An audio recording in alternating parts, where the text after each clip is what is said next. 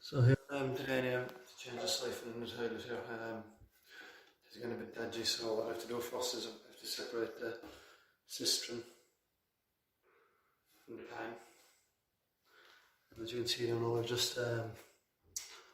I have the feed disconnected from it. I have an old blank cap put in the top there too, because the gate valve isn't really stopping the water, so it's just to stop it.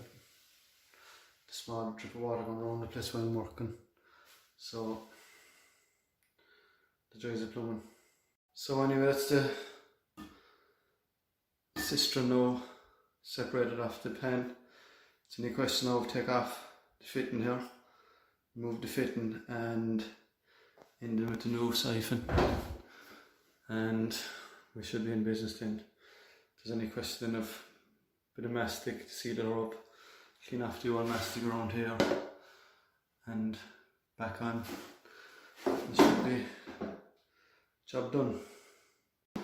So there's the old siphon out anyway. You can just see that the plastic was slightly damaged. It didn't look too bad, like, but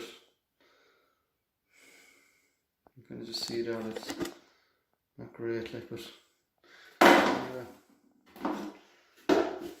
we'll stick it in. There's the new filler now, so I just put a bit of mastic on that and put it back in. So anyway, there's the new siphon fitted, and I've masticed back up the pan again. It's only a question of drop the toilet back down, or the cistern back down into the pan and connect it back up, and we should be okay. So that's everything back in. That's it flushing. Well done.